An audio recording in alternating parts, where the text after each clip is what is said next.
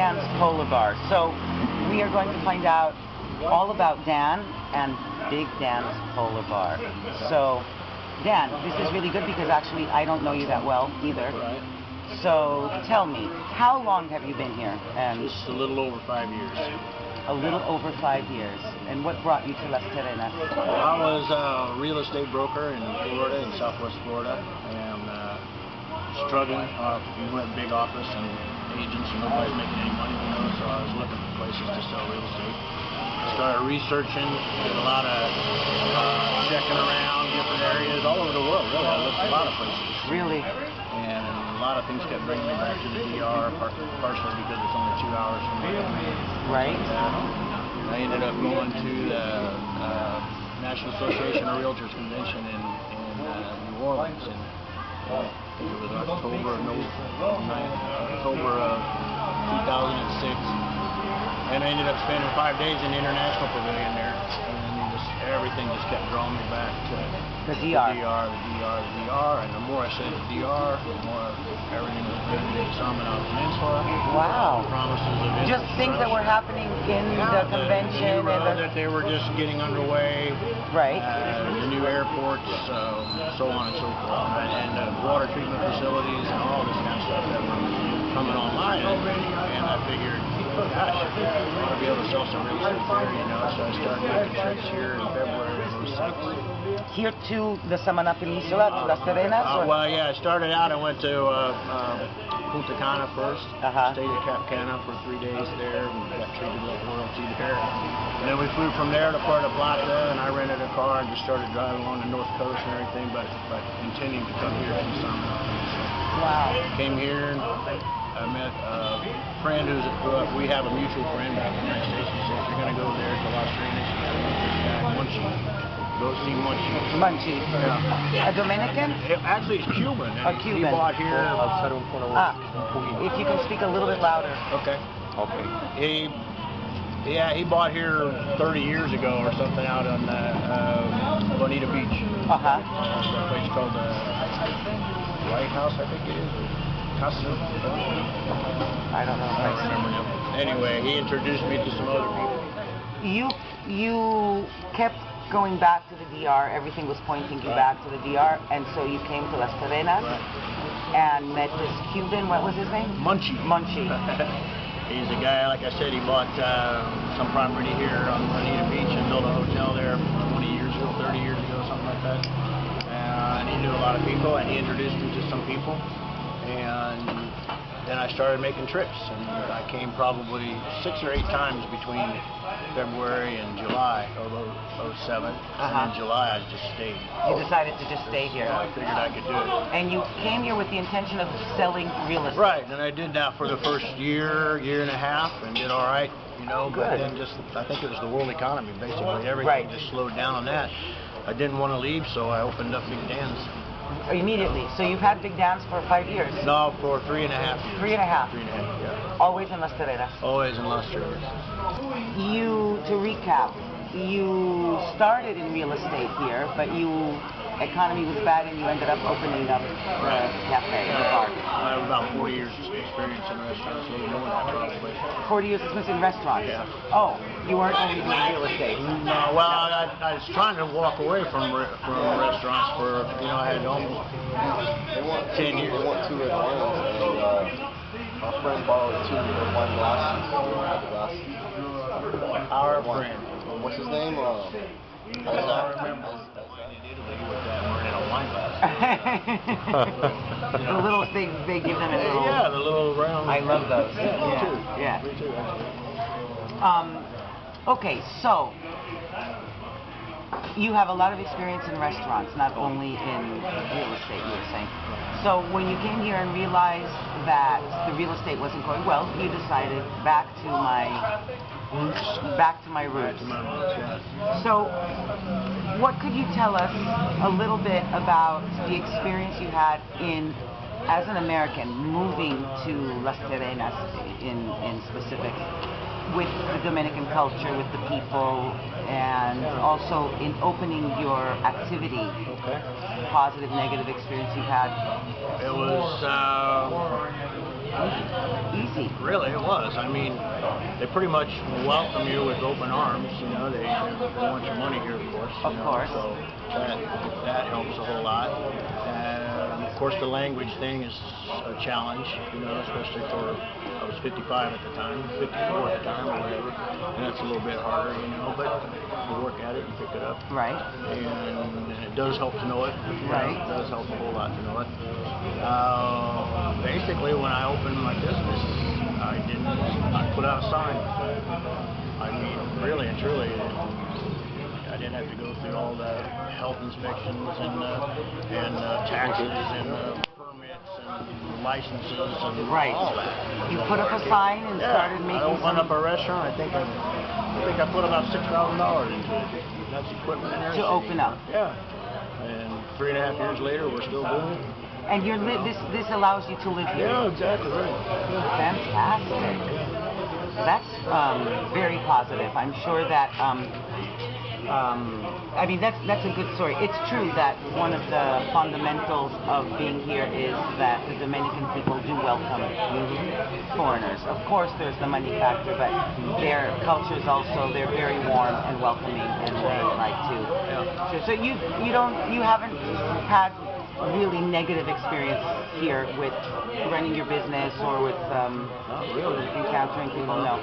I mean, really, when you weigh it all out, my God, it's just incredible. You would do this again. I'd do it again. You would do it again. Yeah. Maybe sooner. I mean, nothing's perfect, of course. No. You have No. your problems in America, you have your problems here and things like that, but boy, it's so much easier. And then you've got the DR to be able to live in while you're doing that, you know. Right. Just a freer lifestyle, beautiful beaches and how green it is and the mountains right here. The quality of life, there's no comparison. So, you would suggest this to any friend or American citizen that would think of Sure, and I moving? have. And you have. Yeah. I'm sure you have. Yeah. And you've had probably a following of friends Trying maybe to, I've had a lot of people come down and visit, yeah. So. thinking, oh, hey, he did it, I can do it, I'm going to do it too. Yeah, it's not easy for a lot of people. I mean, No. you know, leaving the family was the hardest part. Leaving the family. Yeah. Sure. But my daughter and my granddaughter and will be here next month, so you know. They come visit. Yeah. Like I said, it's only 2 hours from Miami. Exactly.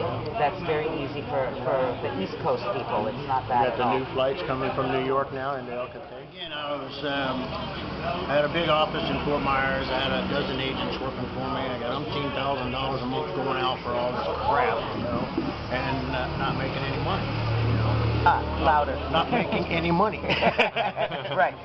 So again, I started researching, and I mean, I was into my job and into my business. I belonged to several real estate associations and clubs and stuff in the United States. Right. I'd go to these meetings, and you know, we'd hear stuff from all over, people talking about all over the place. So my mind starts whirling, you know, well, there's probably other places that you could sell real estate. Right. And so I started spending hours online checking all these things out and listening to these people at these meetings and stuff like that. And I even looked in Greece and, you know, Europe, a lot of places in South America, and it just you know, the DR kept coming up a couple of times, and I said, well, that sounds pretty good. That sounds pretty good. Oh, they have fee simple title. You know, that's the same as we have in the United States. What is that? You know, it's just where you own your land. Oh. You know, it's like okay. in a lot of places you have to get a corporation and do all this kind of stuff, and Americans, I think, would have a hard time with it. As Americans in a foreign country, you're saying, to buy I mean, that'd be land. uncomfortable a little bit, maybe. You know, you have Right. to have somebody else on your Right. corporation, you know, stuff like that. Right. And so that was attractive, you know. And then, like I said, I went to the real estate convention in New Orleans. It was right after Katrina, so we were like the first convention that was down there. I remember that. It was cool. Wow. But you know, there's all these classes that you're supposed to schedule to go learn how to do your job better and things like Right. that. I just kept going back to the International Pavilion and visiting all these places like, you know, Panama and just all these different places that you could look at to sell real estate. And again, I ran into a woman that was selling for Cap Cana. And, you know, Cap Cana is a beautiful Jack Nicklaus golf course over by Punta Cana. Oh, right. And brand new, is just opening, all that kind of stuff. And then somehow I wrangled myself an invite to go down and see To that. go to Punta Cana. Yeah, we just, we became friends a little bit through the convention. We were there seeing each other in the different booths and everything every day. And we had a bunch of us went out for dinner, and she invited us to come see the property. Of course, that was her job too. Right. And that was the rest of it's just history there, because once I was here, it was just so attractive, and you could just feel the energy. First time I came over the hill from Sanchez, I got behind about 25 dump trucks. I couldn't believe it. I said, man, something's happening here. This place is coming up. Right. So, we inched our way up the mountain and down the mountain, and Las Terrenas and Las Ballenas out there in front of me and all that kind of stuff. It does exactly speak for itself. And it's, I wanted to spend more time here. And then all those times in between that I was coming here, I'd book a 10-day stay or something like that, and immediately I'd get down in about 3 days, and I was calling the airline, give me another couple days, stay a little bit longer. And then I stayed one time, I think 20 days, I said, could I live here, Right. And I wanted to see, so I stayed 20 days, and the answer was yes. The answer was yes. It was clear to you. Yeah, it was clear, yeah. So I started making arrangements and started closing everything out back home and told my family. and here you are. Down here, I think it was, I don't know, 1st of July or something like that. And, on my first visit here, after we left, we flew from Cap Cana to Puerto Plata, and I started driving along. First thing I do is I go through Cabarete, and I'm driving to Cabarete, and I'm looking for places that I might be able to sell. I look at this place, it's called Cabarete East. Oh, that looks nice. So I parked the car and I go in there and I start asking around for who did this and stuff. It had only been finished out maybe like a couple months or something. So like that. a new estate? No, it was actually an apartment complex. An apartment complex. Apartments, right? 40 apartments.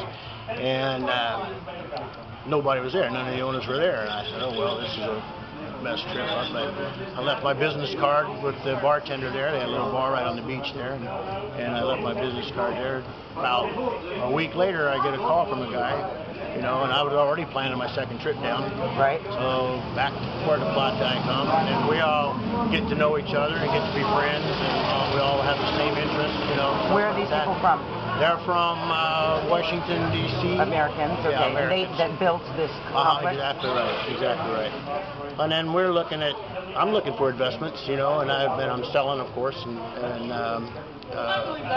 we hooked up with some people that wanted to sell some property out by Las Galeras, and we ended up buying, long story short, we ended up buying 54 acres right on the in Las Galeras. This side of Las Galeras, yeah. Wow. Yeah, and so just property, exactly land. Right. And it's still sitting there. We're waiting on some time to develop it, and we're actually trying to sew up some land around it to do maybe a golf course, things like that, so it's all conjecture. And so that experience, the transaction